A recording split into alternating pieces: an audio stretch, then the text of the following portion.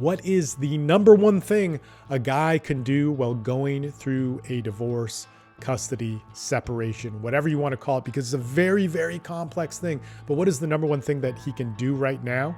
And this is something that we talk about a lot. This is one of the bedrocks that we do to start in our groups. And it's dependent on where you're at in your divorce. So if you're, almost done with it, or you're out of your divorce, that might be a different action. But let's say we're going through a separation. We don't know what to do, and we want a good starting place for us to go. Man, this is the advice I give to everybody. So let's get started. What is happening, guys? Steve Mayeda here, and I've been a men's coach for the last 15 years, working with guys all over the world in terms of, divorce, in terms of addiction, in terms of dating, in terms of sex, in terms of trauma, all these different things that Austin Men's Development is really about. I founded Austin Men's Development a while back, and man, I love it. I love working with men. So this question is something that is in the beginning of our products. If you get divorce and custody, the survival guide for men, we actually included it in Men's Development Excellence, which I would highly recommend if you're going through this, because you then have a 24-hour support team of men, myself on there as well. You get 30 hours of calls a week that you can plug into that, man, just amazing. I'm on a lot of those calls. You talk with me personally, and probably men who are better than talking to me that can help you through this tough time. And there's so many moving parts to it, so many. So this first thing, I've made some videos about it that are already on the YouTubes and whatnot, but it is to write out the story of your relationship. And this is something that a lot of guys bypass. When this happened to me, I did it, and I just want to tell you how beneficial this was. So I wrote out, I was distraught. I was totally wrecked. I was traveling for work at the time. And I woke up really early, and my lawyer actually recommended this to me. And my lawyer and I talk a lot about the psychological elements of everything, really, but also in divorce. And so he was like, and I knew him before I went through my divorce and separation, my custody battle. And he said, man, I want you to write out the story of your relationship, from how you met to how you fell in love to everything, the whole 7 years, which is in my case. And it took me actually 7 hours to do it all. And he said, in that, I'm going to read it. I'm going to charge you for reading it. But in reading the whole thing, it's going to map everything out for me. Now, this is my attorney's process. So for him, this was the best thing. Now, in our deposition, which changed it all for me, in my legal route, we went depositions first. And that was highly consulted, and it's something that I'm going to talk about. We're going through a workshop on the Austin Men's Development Board about divorce. It's in our second lesson that's happening tomorrow. But the deposition was one of the most important parts. It was really discussed because depositions piss people off. You can also incriminate yourself in a deposition. There's all sorts of reasons why maybe you shouldn't do them. But if you watch, my depositions were videotaped, or my deposition with her was videotaped. And man, what he said was absolutely right. In that entire process of our story, he just broke it down. He knew what to defend me with, where I was wrong. I didn't lie to him. I told him the whole truth about everything. I wrote down all my dirty laundry list, all that sort of stuff, which is another exercise to do. Wrote down her dirty laundry list, which is included in that second exercise that I mentioned. That's also in divorce and custody, the survival guide for men. But he just followed that down.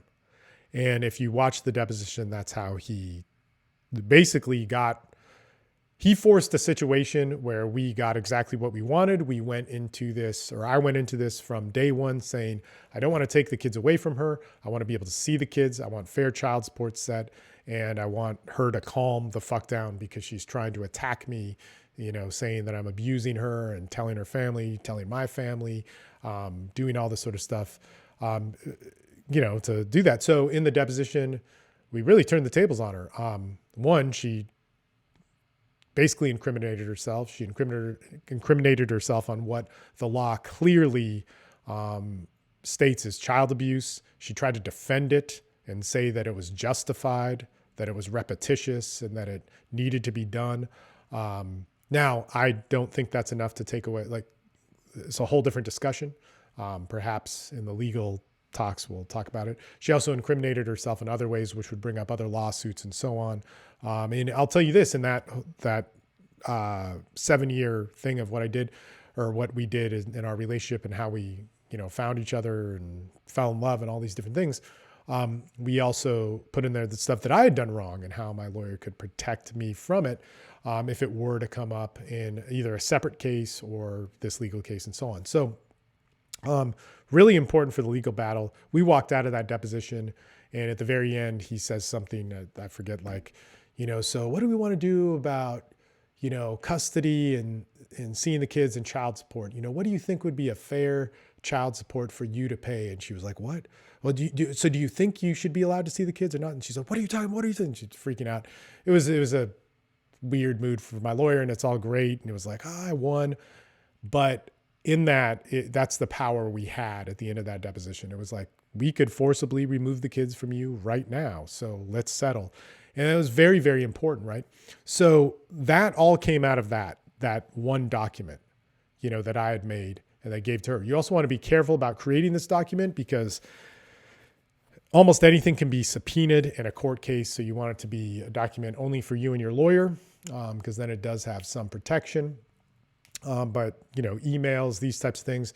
And we'll talk a little bit more about subpoenas and so on, because they do get expensive and not everybody has the ability to, it's like I could subpoena her whole email exchange between whoever, but then I have to pay a lawyer to read it. If you subpoena it, that lawyer has to be able to go through it, or if he subpoenas it. So the subpoenas get really expensive, but if you do enter a state or a CPS case, you really got to be careful with what you write, because the state has an unlimited budget and they can just subpoena everything. So that was super important for that. Okay, legally, it was the first step that did so much. But here's the other thing, is that therapeutically, I then had the opportunity to go through the whole thing and work through with a therapist or work through with a men's group about that whole entire thing, if I were to feel safe sharing it. Now, with a therapist or a psychologist or a psychiatrist, that is very safe.